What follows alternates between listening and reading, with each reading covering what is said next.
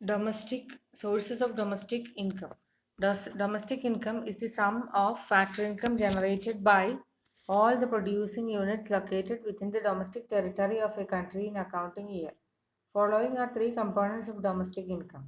Domestic income എന്ന് പറയുന്നത് is the sum of factor income. Factor income എല്ലാം കൂടി കൂട്ടുന്നതാണ്.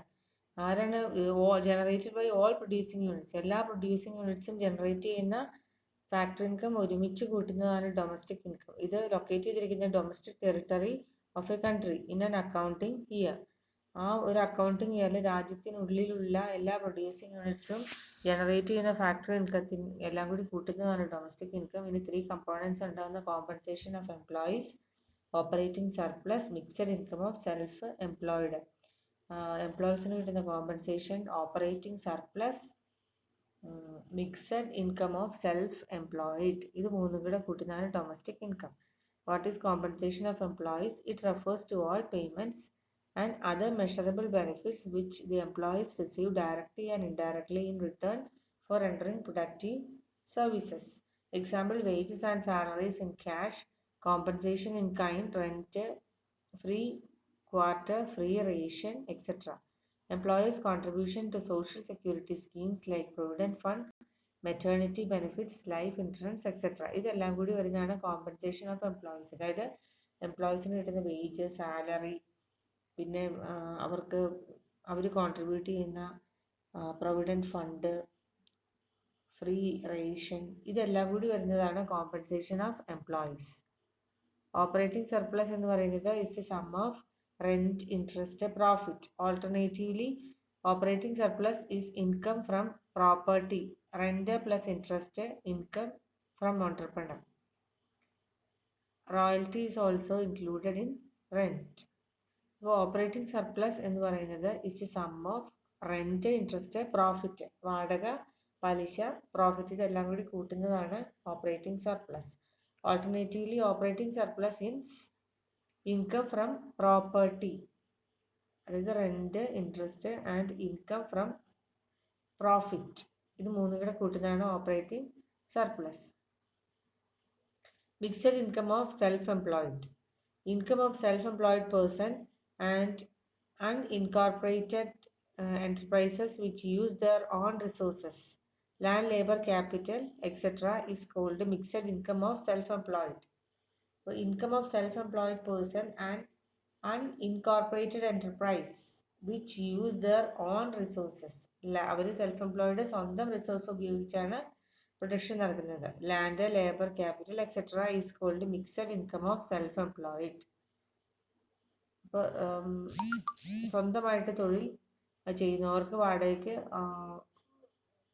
റെന്റിന് എടുക്കേണ്ട ആവശ്യമില്ല, അവർ സ്വയം തൊഴിൽ ചെയ്യുന്നു. Next is major sectors of economy. Household, firms, government sector, foreign trade sector.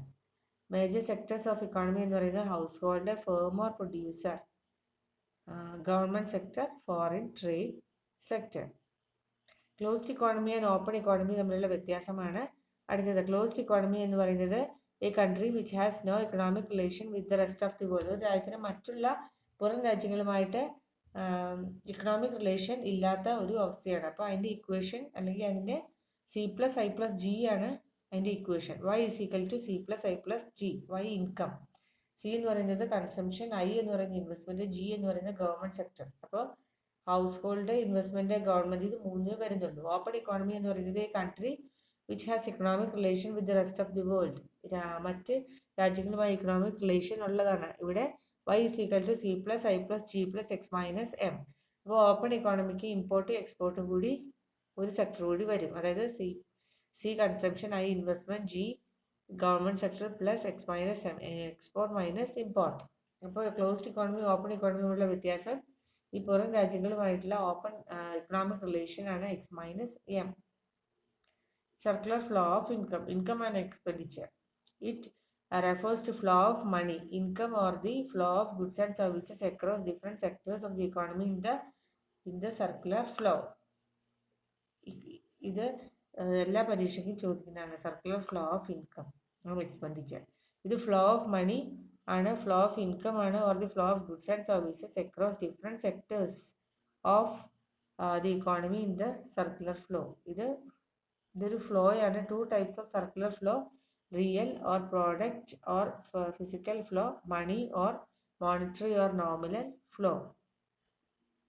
Real flow എന്ന് പറഞ്ഞാൽ real flow of income implies the flow of factors services from household sector to the producing sector in the form of land, labor, capital and organization and goods and services to the household sector. ഇവിടെ land, labour, capital, organisation, ഹൗസ് ഹോൾഡിൽ നിന്ന് ഒരു ആരോ ഫേമിലേക്ക് പോകുന്നു.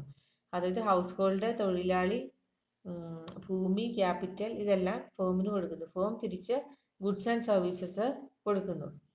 ഇതാണ് real flow എന്ന് പറയുന്നത്. നേരെ മറിച്ച് മണി ഫ്ലോയിലോ household expenditure on goods and services, സാധനങ്ങൾ വാങ്ങിക്കാനായിട്ട് പൈസ ഫേമിന് കൊടുക്കുന്നു.